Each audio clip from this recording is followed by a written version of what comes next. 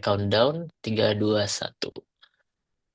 Halo teman-teman semuanya, selamat malam. Kembali lagi di podcast kedua Feminis Temis. Kita udah lama banget nggak bikin podcast ya, terakhir itu tahun 2024. Yang terakhir itu kita bikin podcast bertemakan koda, tapi kali ini Feminis Temis membawakan podcast eh, bertema baru di tahun 2025 yang bertemakan Undang-Undang eh, Nomor 8 tahun 2016 dan sebentar lagi tahun 2026 ya. Apakah ada perubahan dan bagaimana dampaknya ke teman-teman disabilitas?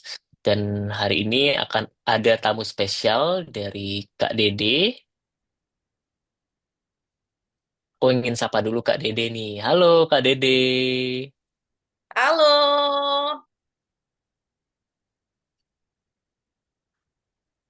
Oke, sebelumnya aku mau perkenalkan diri dulu. Nama aku Nisi, panggilan isyaratnya seperti ini. Mungkin Kak Dede bisa perkenalkan diri untuk eh, nama, latar belakang, mungkin ya cerita sedikit latar belakang Kak Dede seperti apa. Silahkan. oke, halo semua.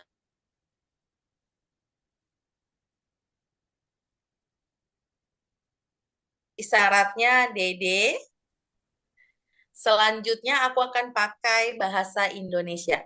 Dede, panggilan isyaratnya begini.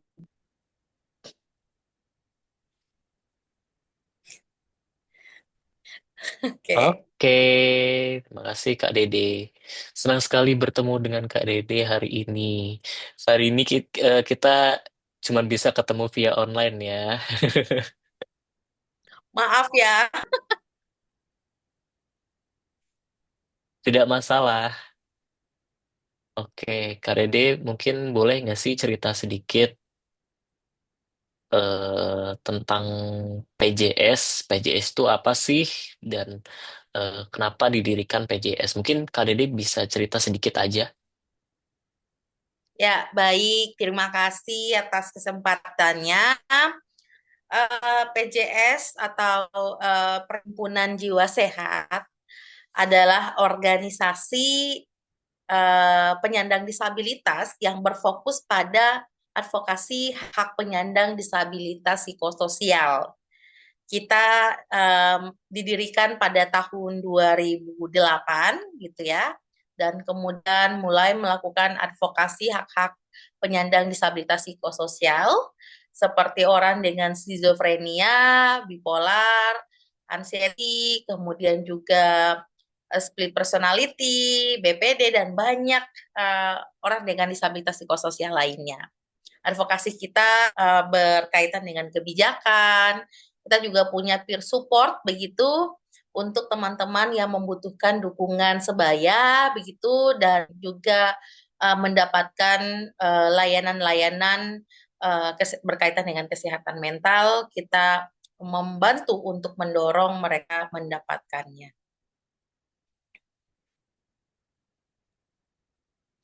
Oke, wih, keren ya. Ternyata ada loh lembaga PJS yang sudah berjalan gitu ya, yang fokusnya ke disabilitas mental. Nah, kali ini Nisi akan ajak Kak Dede untuk bercerita-cerita. Sebetulnya aku udah kenal Kak Dede itu udah lama ya, dan sering juga ngobrol. Sebenarnya pada suatu hari itu ada cerita menarik tentang eh, cerita tentang Undang-Undang Nomor 8 Tahun 2016. Teman-teman udah tahu kan Undang-Undang Nomor 8 Tahun 2016 itu disahkan tahun 2016. Dan tahun ini kan ya sebentar lagi akan eh, menjelang tahun 2026 dan artinya sebentar lagi 10 tahun seperti itu. Nah, KDD ini pada saat itu terlibat dalam pembuatan Undang-Undang Nomor 8 Tahun 2016. Nah, mungkin KDD eh, bisa bercerita tentang eh, pengalamannya dan apa sih dampaknya terhadap undang-undang tersebut selama ini. Hmm. Dan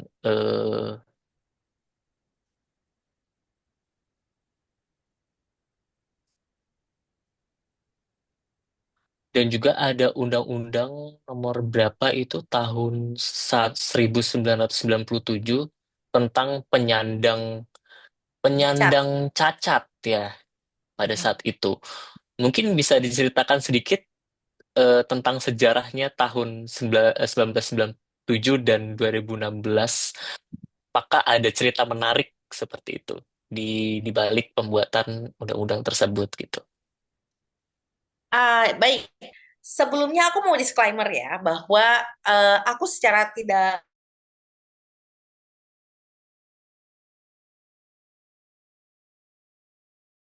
2016 gitu ya karena aku sedang berada di daerah juga waktu itu baru dan melakukan advokasi isu disabilitas di 2016 juga, tetapi kemudian tidak secara langsung terlibat dalam Undang-Undang 8 2016 personalku, tapi PJS terlibat gitu ya secara kelembagaan dalam penyusunan dan menjadi drafter juga dalam penyusunan Undang-Undang 8 2016 tersebut gitu ya. Kalau undang-undang apa perbedaan undang-undang penyandang cacat dan undang-undang 8 2016 tentu ada banyak hal ya yang berbeda dari kedua undang-undang yang mengatur tentang disabilitas ini. Pertama, undang-undang penyandang cacat itu kemudian undang-undang yang kalau kita lihat perspektifnya itu undang-undang yang masih sangat-sangat medical model gitu ya, charity model gitu ya, dan kemudian pendekatan-pendekatan yang digunakan itu belum menggunakan pendekatan berbasis hak asasi manusia atau yang kita kenal CRPD. Dan saat itu juga CRPD juga belum lahir ya, gitu ya. Sehingga memang pendekatannya sangat bias gitu ya. Bisa kita bilang pendekatan dalam undang-undang penyandang cacat masih menggunakan pendekatan orang tanpa disabilitas gitu. Atau yang kita sebut pendekatan abilis gitu ya. Sehingga memang secara secara perbedaan sangat jauh gitu ya, sangat jauh. Undang-Undang 8 2016 adalah undang-undang yang kemudian kiblatnya adalah CRPD gitu ya, Konvensi Hak-Hak Penyandang Disabilitas. Walaupun ada beberapa pasal yang kemudian kita tidak bersetuju atas itu, tapi kemudian uh, apa namanya nilai gitu ya, nilai saat teman-teman melakukan advokasi, kemudian mencurahkan gagasan saat melakukan penyusunan dari Undang-Undang 8 2016 adalah berkiblat pada konvensi hak-hak penyandang disabilitas. Nah, yang mana pendekatan yang digunakan adalah pendekatan berbasis hak asasi gitu ya, berbasis hak gitu, bukan lagi berbasis medis gitu atau berbasis medikal. Yang kedua juga apa namanya pendekatannya ya pendekatan yang di kalau kita lihat di undang-undang penyandang cacat sangat segregatif atau kemudian mengeksklusifkan penyandang disabilitas sebagai kelompok yang kemudian apa namanya dipisahkan dari masyarakat gitu ya. Sementara Undang-Undang 8 2016 nilainya dan nilai yang dibawa adalah nilai inklusif di mana bagaimana mendorong dengan disabilitas bisa hidup inklusif, bisa terlibat dalam masyarakat secara bermakna, secara partisipatif gitu ya, tanpa kemudian mengsegregasikan dia pada kelompok disabilitas saja begitu. Sehingga ada banyak nilai cita-cita harapan dan upaya-upaya yang dimandatkan dalam Undang-Undang 8 2016 untuk memastikan penyandang disabilitas bisa hidup inklusif di masyarakat, berpartisipasi secara bermakna dalam pembangunan gitu. Oke, menarik ya untuk sejarahnya Undang-Undang nomor 6 tahun 2016 berarti dari CRPD ya, yang berarti eh, kita memang harus menghormati dan eh, bisa menghargai disabilitas, mengetahui haknya juga. Betul sekali. Dan untuk undang-undang sebelumnya, eh, kenapa undang-undang di penyandang,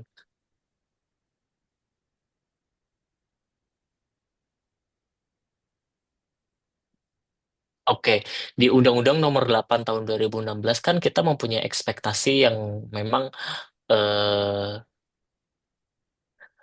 ramah terhadap disabilitas, tapi kenapa malah ada beberapa teman-teman disabilitas yang memang tidak setuju dengan undang-undang tersebut? Apakah ada masalah di dalam isinya? Sebetulnya tidak semua yang ditolak ya, gitu. Ada beberapa hal yang di PJS mungkin saya akan ngomong dari kacamata Perhimpunan Jiwa Sehat karena saya bekerja dan sebagai aktivis di Perhimpunan Jiwa Sehat begitu ya. Sehingga yang akan saya gunakan adalah kacamata dari PJS. Kalau PJS melihat Undang-Undang 8 2016 ini adalah tidak semuanya jelek ya, gitu karena ada banyak hal yang bagus gitu ya, ada banyak hak yang sebenarnya dilindungi di sini gitu. Bahkan PJS melalui ketua kami gitu ya, Mbak Yeni Rosadayanti juga dalam saat mengadvokasi penyusunan undang-undang penyandang disabilitas ini, Undang-Undang 8 2016 ini mencurahkan banyak sekali um, apa namanya pikirannya untuk memberikan satu memenstreamkan um, stakeholder, kemudian juga memberikan masukan-masukan beberapa pasal gitu ya, termasuk kalau teman-teman tahu sekarang akomodasi yang layak itu juga salah satu sumbangsi juga ya gitu yang waktu itu untuk kemudian menekankan bahwa hak penyandang disabilitas itu juga ada satunya adalah akomodasi yang layak. Nah, tapi ada beberapa pasal yang merugikan sebetulnya bagi penyandang disabilitas psikososial, gitu ya. Dan sebetulnya bukan hanya disabilitas psikososial, tapi juga di teman-teman disabilitas mental perkembangan, kemudian juga teman-teman intelektual juga berdampak pada mereka. Apa pasalnya? Pasalnya di pasal 32 berkaitan dengan apa namanya? Akses atas keadilan ya. Jadi berkait dengan bahwa penyandang disabilitas, sorry, berkaitan dengan pengampuan. Masih pasal 32 ini kami sebut sebagai pasal sisipan dari kelompok-kelompok yang kemudian apa ya menginginkan masih adanya sistem pengampuan bagi penyandang disabilitas tertentu begitu ya, yang mana mereka kemudian mengatakan bahwa harus ada eh, pasal terkait pengampuan yang diadop dari pasal 433 KUHP KUH Perdata ya, KUH Perdata di mana ada pasal terkait pengampuan itu menyebutkan bahwa orang dengan disabilitas mental, intelektual kemudian berada di bawah pengampuan. Nah, pasal ini tentu apa ya, melanggar akses atas keadilan bagi penyandang disabilitas. Tentu melanggar hak apa namanya legal kapasitasnya penyandang disabilitas mental dan intelektual. Kemudian juga bisa merampas kalau perempuan pasti termasuk otonomi tubuhnya gitu ya. Karena pengampuan ini orang yang mengampu dia menguasai baik harta, baik tubuh, baik hak-hak yang lain. Hak untuk apa ya? Hak untuk berdagang, hak untuk punya rekening, untuk punya segala macam yang lain-lain itu, bahkan termasuk hak untuk punya anak, hak untuk apa ya? Menikah gitu ya. Itu bisa saja terlanggar. Jadi ini bukan hanya satu hak, tapi dampaknya tuh kemana-mana, ke hak kemana, hak apapun gitu dari orang dengan disabilitas itu. Jadi teman-teman bisa membayangkan bahayanya ya, bisa membayangkan bahayanya. Teman-teman, kenapa apa namanya? Sampai sekarang kan, misalnya teman-teman disabilitas intelektual tidak punya apa namanya akun bank gitu, atau tidak punya rekening bank gitu ya. Salah satu persoalannya karena dianggap di bawah pengampuan gitu, tidak cakap hukum gitu, jadi dianggap tidak cakap gitu ya dalam membuat keputusan-keputusan atas dirinya sendiri. Nah, ini dampaknya kemana-mana. Itulah mengapa PJS melihat bahwa pasal 32 ini sangat mengancam bagi penyandang disabilitas psikososial, disabilitas mental perkembangan, dan juga teman-teman disabilitas intelektual gitu. Dan satu hal lagi mungkin juga yang PJS merasa perlu untuk kemudian diluruskan juga adalah soal bahwa apa namanya, karena semangat kita itu adalah bahwa persoalan penyandang disabilitas itu bukan persoalan satu lembaga, ya, satu lembaga kementerian yang mengurusnya gitu. Sehingga persoalan penyandang disabilitas, hak-haknya harus dipenuhi, harus dihormati, ya harus diimplementasikan, diselenggarakan oleh berbagai multi sektor, ya, multi stakeholder, multi isu. Untuk itu, apa namanya, kementerian yang kemudian mengurusi isu disabilitas mestinya tidak berada di satu lembaga tertentu, gitu ya. Dalam hal ini misalnya Kementerian Sosial. Karena kita merasa bahwa Kementerian Sosial ini memiliki hambatan wewenang, gitu kan?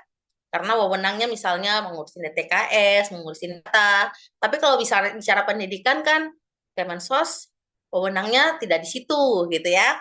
Bicara terkait dengan hukum dan HAM, Kemensos tidak di situ. Bicara soal kesehatan, Kemensos tidak punya wewenang di situ. Jadi ini sangat memberatkan Kemensos sebetulnya kalau diberikan amanah yang cukup besar gitu.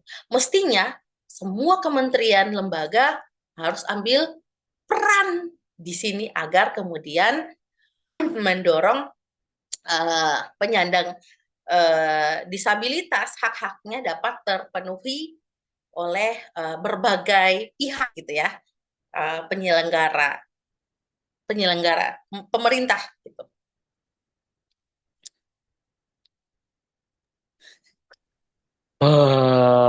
Itu sangat panjang sekali ya ceritanya. Dan ternyata sejarahnya seperti itu. Itu butuh berapa lama nih pembuatannya dari Undang-Undang 2016 ini kan butuh proses juga ya untuk pembuatan Undang-Undang tahun 2016 ini. Itu berapa lama ya? Apakah 5 tahun atau berapa tahun? Karena kan eh, Undang-Undang TPKS kan butuh di atas 10 tahun kan baru disahkan. Nah, kalau Undang-Undang Nomor 8 Tahun 2016 itu butuh berapa tahun untuk disahkan? Kalau cerita dari teman-teman ya, yang kemudian sudah yang berjuang dari bahkan kita masih SMP, itu mereka juga sudah berjuang memperjuangkan memperjuangkan Undang-Undang 8 2016 ini bahkan jauh hari ya. Apalagi setelah sudah ada CRPD di PBB dan kemudian mereka mendorong nih konvensi hak-hak penyandang disabilitas itu segera diratifikasi di Indonesia. Jadi Indonesia akhirnya ikut menandatangani dan kemudian teman-teman mengadvokasi agar diratifikasi gitu ya, kan dijadikan undang-undang di Indonesia. Akhirnya muncul Undang-Undang Nomor 19 Tahun 2011 gitu ya, tentang ratifikasi um, apa nama konvensi hak penyandang disabilitas. Nah, tidak sampai di situ lagi, mereka kemudian memperjuangkan undang-undang yang memang les spesialis. Tujuannya agar hak-haknya itu rigid, detail gitu ya, sehingga semua hak-hak penyandang disabilitas itu kemudian masuk dan kemudian memastikan tidak ada apa ya tidak ada hak yang tertinggal, kemudian partisipasi bermakna dalam pembangunan dalam masyarakat itu penyandang disabilitas terlibat, kemudian apa namanya memastikan bahwa inklusivitas itu benar-benar menjadi ruh gitu ya. Itu gimana supaya masuk.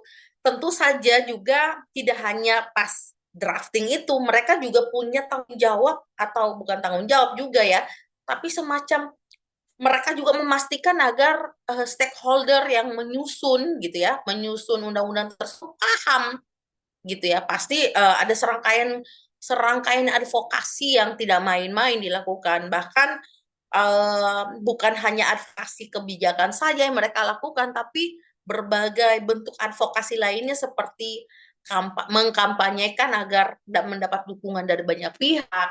Mereka bahkan melakukan aksi gitu ya, aksi organisasi penyandang disabilitas, dan banyak hal lain, konferensi pers gitu, konsolidasi-konsolidasi. Saya kira semua orang yang gerakan disabilitas yang berperawan itu sangat luar biasa, dan mereka sangat serius melakukan advokasi sehingga Undang-Undang 8 2016 ini hadir. Terlepas dengan berbagai catatan-catatan yang seperti tadi saya sampaikan.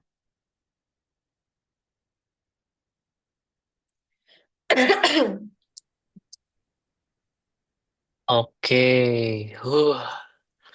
berarti ada yang dari SMP ya, ada yang masih muda banget dan mungkin ada teman-teman disabilitas juga yang belum lahir pada saat itu ya. Perjuangannya sangat panjang sekali berarti.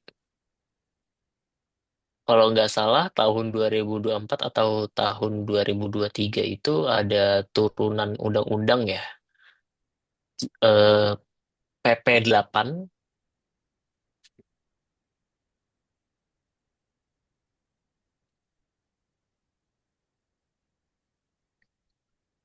PP dari Undang-Undang Nomor 8 tahun 2016 itu ada turunannya. Kalau nggak salah ada 8 ya, ada 8 PP. Nah, menurut Kak Dede bagaimana untuk PP tersebut? Apakah sudah efektif, sudah mempunyai kekuatan atau malah menimbulkan masalah seperti itu? Yang artinya mungkin eh, PP ini apakah masih rawan seperti itu, turunan PP ini? Ya, dalam prosesnya memang ada banyak catatan ya atas peraturan pemerintah yang ada gitu ya, yang menjadi turunan dari Undang-Undang 8 2016.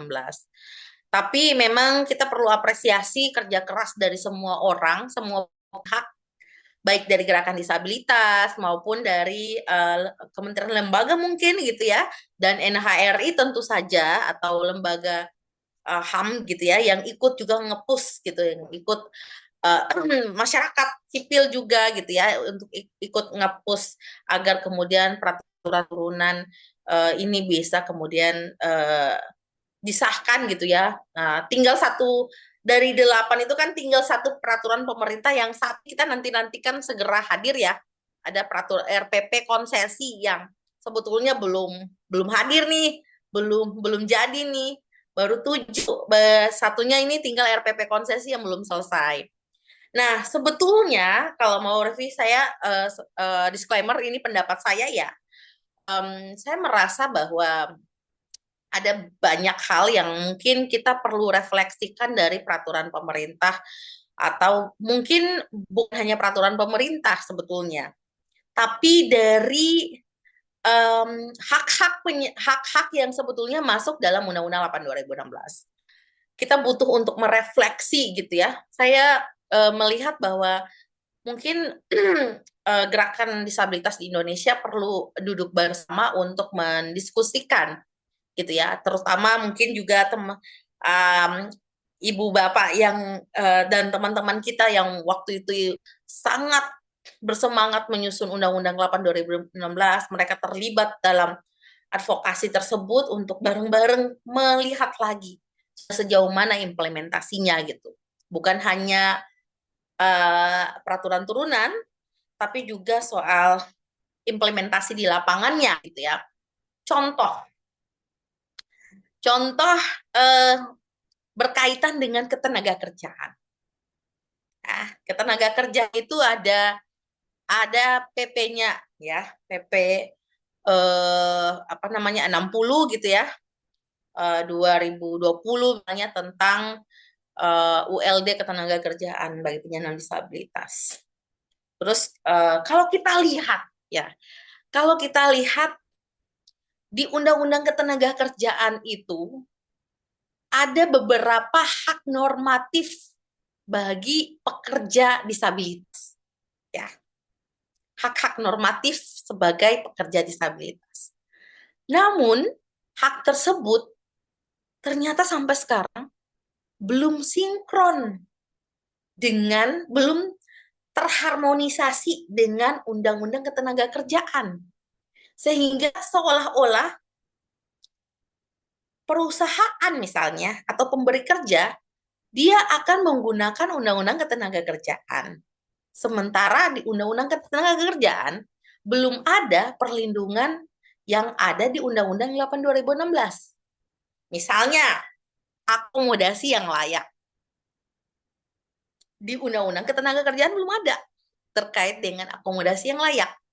Sehingga mendorong penyandang disabilitas yang bekerja mendapatkan hak AYL di perusahaan misalnya, itu sangat sulit gitu. Jangankan perusahaan, di kantor-kantor pemerintah gitu, itu juga masih sangat sulit. Karena belum sinkron dengan peraturan-peraturan lain yang kemudian menaunginya gitu. Misalnya soal ketenaga kerjaan, memang kita harus mengharmonisasikan dengan peraturan perundang-undangan berkaitan dengan ketenaga kerjaan. Kemudian masalah lain dari ketenaga kerjaan ini misalnya soal masih ada syarat sehat jasmani dan rohani gitu ya. Yang mana sehat jasmani dan rohani dari zaman bahula sampai zaman sekarang orang tahunya itu sehat jasmani dan rohani pasti penyandang disabilitas gitu ya. Gitu. Jadi kita ini tahun lalu ya, tahun lalu saya contohkan tahun lalu. Polri mengumumkan bahwa sedang menerima atau mau merekrut orang dengan disabilitas ya sebagai tenaga di Polri, pekerja di Polri. Apapun itu administratif entah apa banyak lah gitu ya. Tapi salah satu syaratnya adalah sehat jasmani dan rohani. Mau menerima penyandang disabilitas tapi salah satu syaratnya sehat jasmani dan rohani. Ini kan absurd sekali gitu kan. Nah, jadi yang kita sebut sebagai hak itu masih memiliki banyak sekali kendala.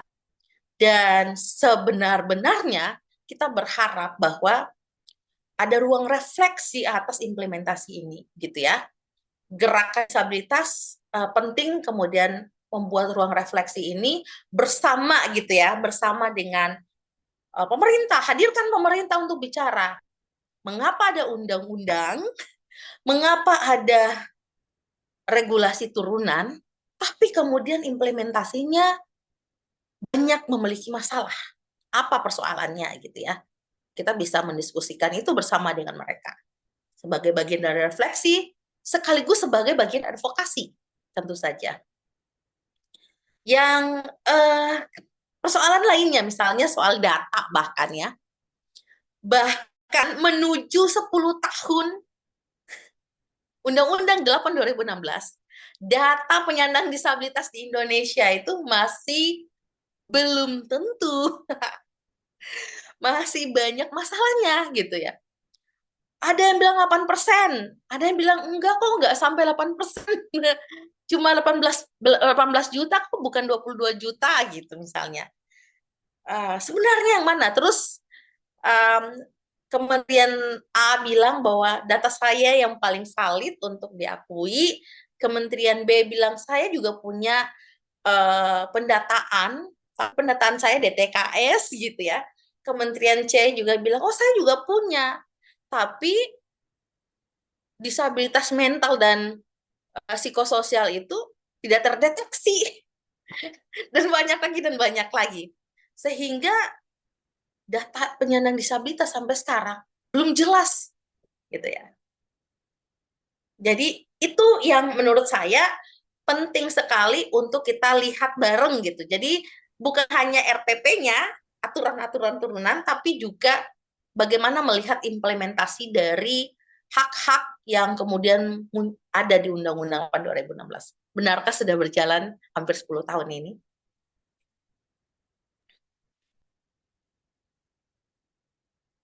Oke, berarti masih banyak PR ya untuk Undang-Undang Nomor 8 Tahun 2016 ini.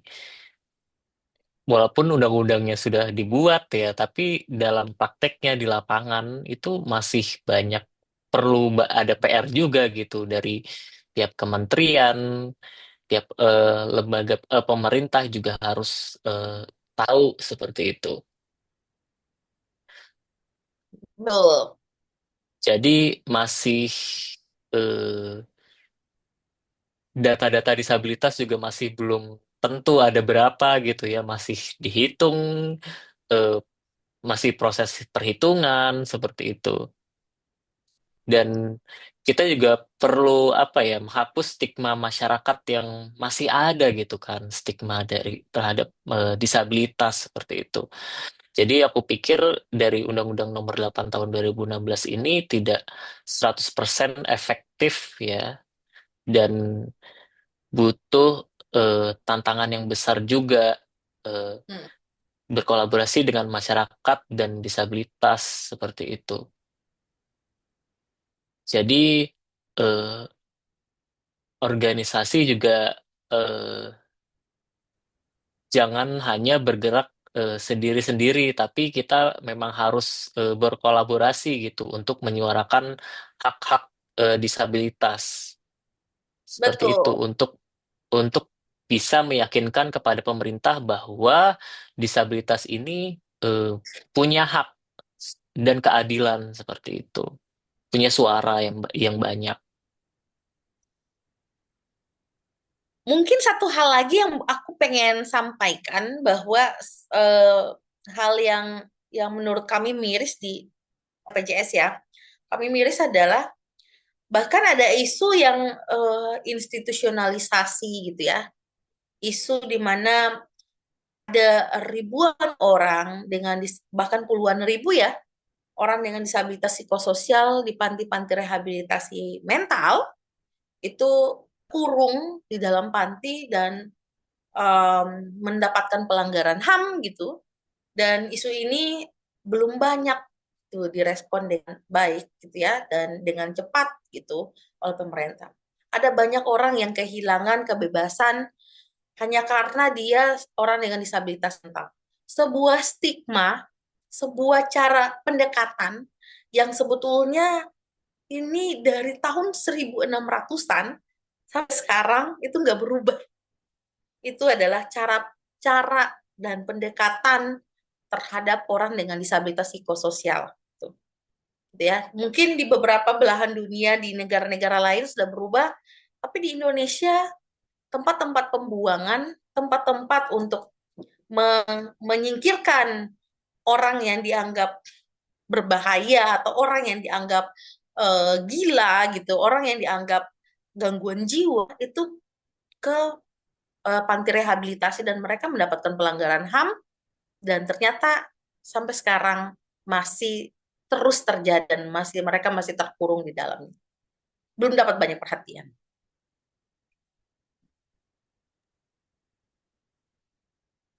Oke. Hmm. Berarti panti itu ya masih belum banyak orang yang tahu ya tentang panti tersebut gitu, tentang panti ini. Karena banyak dari masyarakat juga bahwa panti adalah tempat terbaik untuk teman-teman disabilitas mental bisa tinggal seperti itu. Ternyata nggak juga gitu kan. Ya, betul, tidak juga. Justru Tapi kalau untuk makin panti yang khusus disabilitas, jadi aku pikir kalau misalkan mau membangun panti yang memang khusus disabilitas harusnya melibatkan disabilitas dalam pembangunannya kan. Tapi apakah panti tersebut melibatkan disabilitas atau tidak gitu? tentu saja tidak, tentu saja tidak. Perawatan perawatan mental itu tidak bisa dilakukan di panti karena panti bukan fasilitas kesehatan mental. Jadi kalau kalau orang punya gangguan jiwa, mestinya yang harus disediakan adalah perawatan jiwa gitu ya, perawatan untuk mentalnya. Treatment mentalnya banyak. Ada ke psikiater, ada ke psikolog, ada banyak hal termasuk mungkin untuk treatment-treatment alternatif lainnya gitu ya, yang itu bisa membuatnya bisa kembali stabil. Tapi persoalannya bukan sampai itu aja. Di panti itu kan sampai sekarang yang tidak yang tadi saya bilang tidak berubah-ubah itu adalah seseorang ditahan di sebuah tempat tanpa ada kejahatan yang dia lakukan. Dia dirampas kebebasannya, tapi dia tidak melakukan kesalahan, tidak melakukan kejahatan, tidak membuat kriminal. Dia ditahan di sana, dirampas kebebasannya, nggak tahu kapan bisa keluar, dan itu dianggap biasa gitu. Karena dianggap wajar karena dia disabilitas mental. Ini yang kita bilang diskriminasi berbasis disabilitas. Salah satu diskriminasi berbasis disabilitas. Dan tentu kita juga menemukan bahkan sampai ke bentuk-bentuk penyiksaan. Padahal CRPD melarang hal tersebut gitu ya. Kalau kita baca CRPD, pasal 19 bilang nggak boleh orang itu tidak dikurung ke suatu tempat dan kemudian dia tidak boleh berinteraksi dengan, dia punya hak untuk hidup inklusif di masyarakat gitu ya. Termasuk orang dengan disabilitas mental, dia punya hak untuk hidup mandiri, berpartisipasi di masyarakat. Nggak boleh lagi, pasal 14 juga bilang nggak boleh lagi orang-orang dikurung gitu. Orang-orang dirampas kebebasannya nggak boleh gitu. Apalagi sampai mendapatkan penyiksaan, itu juga nggak boleh. Nah, dan di Undang-Undang 8 2016 juga sebetulnya ada hak itu, hak untuk bebas dari kekerasan, tapi masih ada. Masih terjadi sampai sekarang. Sedih sih.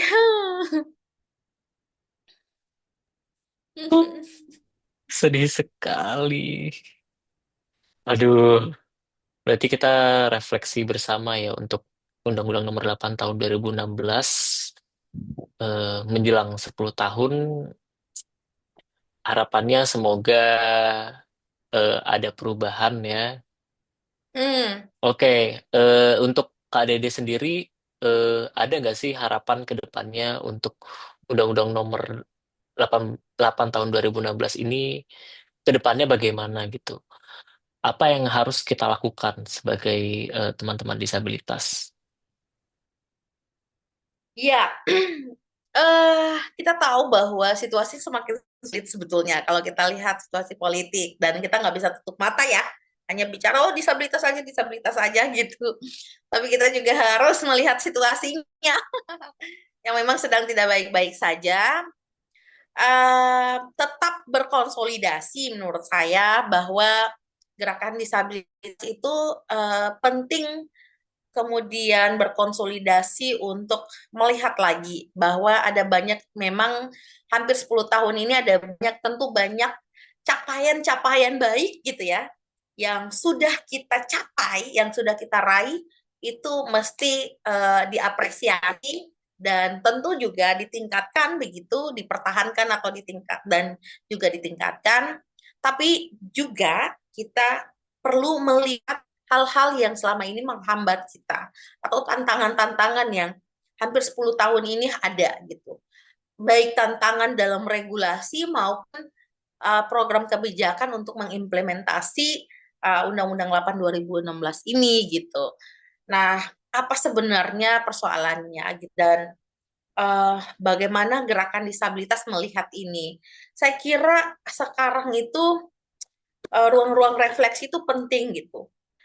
Ada 1 tahun yang lalu saya melihat dan menyaksikan sendiri, bahkan ikut mesum-mesum, pokoknya ikut ikut kesel gitu ya, ikut greget gitu, karena ternyata bahkan di kalangan gerakan disabilitas atau mungkin aktivis disabilitas atau mungkin organisasi tertentu yang di disabilitas melihat persoalan penyandang disabilitas itu bahkan belum clear gitu ya. Kadang-kadang kita menganggap bahwa dengan satu orang mewakili atau satu kelompok ragam disabilitas mewakili sebuah isu atau sebuah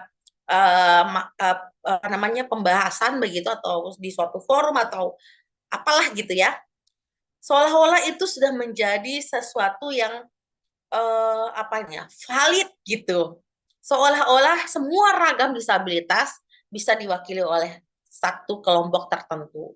Hal itu saya bilang bahwa no, nothing about us without us, tapi ternyata itu kita lupakan juga gitu, kita sendiri yang melupakan. Yang kedua, soal melihat persoalan ragam disabilitas lain yang kadang-kadang masih dianggap sebagai menurut kacamata kami itu tidak begini, itu begitu gitu, tanpa menanyakan secara langsung kepada yang bersangkutan ragam disabilitasnya.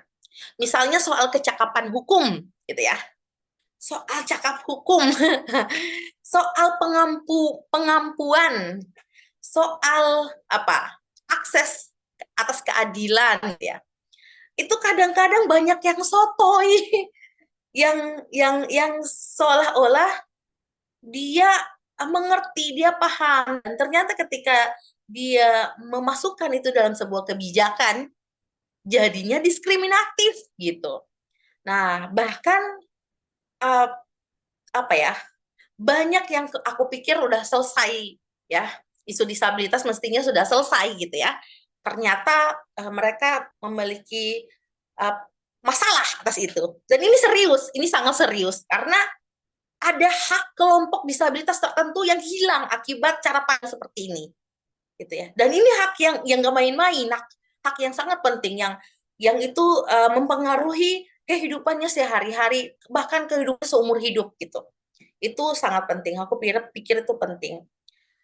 Ketiga, aku kira refleksi ini harus menjadi nilai atau kemudian harapanku bisa menjadi semangat untuk mengadvokasi gitu. Kita tahu situasinya nggak baik-baik saja, tapi jangan berkecil hati. Kita harus mengadvokasi agar jangan-jangan gitu ya, jangan-jangan kebijakan efisien juga kena ke kita gitu kan. Jadi semua bisa kena itu kalau kata teman-teman ya. Jadi gimana nih agar penyandang disabilitas tidak eksklusif dengan gerakannya, tapi ikut bareng-bareng dengan gerakan yang lain, dan juga gerakan yang lain bisa kita rangkul untuk mendorong, ikut terlibat Ya, mendukung advokasi. sepakat, sepakat. Begitu, agar kemudian bareng-bareng kita ngajak mengadvokasi pemerintah untuk mengimplementasi hak-hak penyandang disabilitas. Aku kira itu, tapi aku punya usul. Aku punya usul untuk teman-teman feminis tenis. Nanti untuk podcast berikutnya, hadirkan teman-teman yang terlibat menyusun Undang-Undang 8 2016. Mungkin seperti Mbak Yeni Rosa, Mbak Arya, Mbak Maulani gitu ya.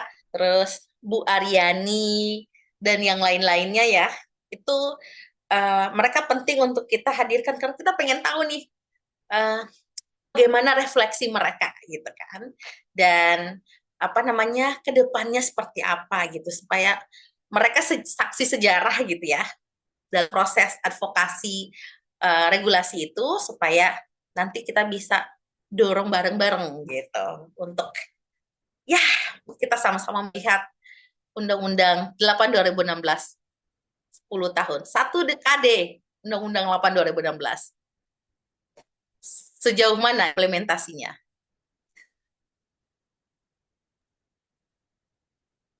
Oke, aku sepakat, setuju banget sih. eh Mungkin nanti jika ada kesempatan waktu, aku juga ingin sekali mengundang orang-orang yang terlibat dalam pembuatan Undang-Undang Nomor 8 Tahun 2016 ini. Banyak sekali ya yang harus memang direfleksikan gitu. Tapi mungkin ini ada pertanyaan terakhir untuk Kak Dede. Tadi kan Kak Dede eh, bilang harus melibatkan disabilitas dalam eh, hal-hal yang berhubungan dalam pembuatan undang-undang dan hal apapun tentang disabilitas. Ya, menurut Kak Dede, untuk orang yang bukan disabilitas, apakah bisa membawakan isu disabilitas atau tidak? Orang yang bukan disabilitas. Kak, menurut saya gini, kita kita sangat sangat terus ya mengampanyekan nothing about us without us ya. Sehingga semangat itu semestinya menjadi semangat semua kelompok, bukan hanya di disabilitas. Kalau di disabilitas kita turun lagi perang. Ayo dong, jangan jangan seolah-olah representatif satu ragam mewakili semua ragam, tapi nggak bu, tapi ini harus kita dorong masing-masing ragam mewakili dirinya karena dia yang paling tahu gitu ya. Begitu pula kita berharap di kelompok lain gitu. Kalau kita bukan dari masyarakat adat, jangan mewakili masyarakat adat. Kalau kita bukan buruh, misalnya pekerja gitu ya, kita nggak perlu mewakili, jangan mewakili buruh. Kalau kita bukan kelompok minoritas, misalnya gender lain gitu, jangan kita mewakili gender lain. Hal yang sama kita pengenin di disabilitas. Jangan mewakili suara kami karena kami bisa menyampaikan sendiri. Karena kami memiliki pengalaman yang Anda tidak miliki, yang Anda tidak alami sebagai orang disabilitas. Sehingga mohon kami yang mewakili diri kami sendiri. Jangan diwakili-wakili. Oke, mungkin eh, ini karena waktunya sudah mepet, mungkin nanti ngobrolnya kita lanjutkan lagi ya di lain hari. Karena ini waktunya sudah terbatas juga. Obrolan yang sangat seru sebenarnya. Nggak terasa ya waktunya udah cepat banget berlalu. Kita benar-benar harus terus sih lanjut ngebahas ini lagi ke depannya. Setuju. Oke, mungkin untuk Kak Dede ingin menyampaikan eh, kalimat penutup atau ya statement terakhir apa yang ingin disampaikan sebelum podcastnya ditutup. uh, pengen satu hal yang tadi saya belum singgung soal kepemimpinan anak muda, orang muda disabilitas. Ini penting sekali. Ya. Ini penting sekali. Saya pikir ini juga bagian dari bagaimana mendorong regenerasi penyandang disabilitas di Indonesia dan tentu saja untuk membuat gerakan kita semakin berwarna, semakin kuat, semakin tidak ada yang tertinggal atau tidak ada yang ditinggal, termasuk orang muda disabilitas. Mereka penting sekali didengar suaranya dan penting untuk dilibatkan sehingga memastikan hak-hak mereka juga terpenuhi. Banyak banyak anak-anak gitu, orang muda yang korban dari diskriminasi penyandang disabilitas.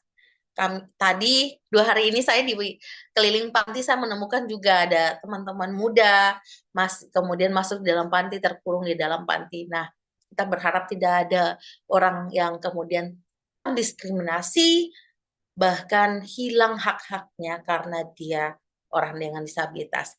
Buat feminis-temis, semangat terus, tetap suarakan berbagai hal-hal yang mungkin oleh banyak kelompok kita lupa untuk disuarakan. Semangat terus, semoga uh, Yeay. bisa menularkan ke teman-teman kita yang lain.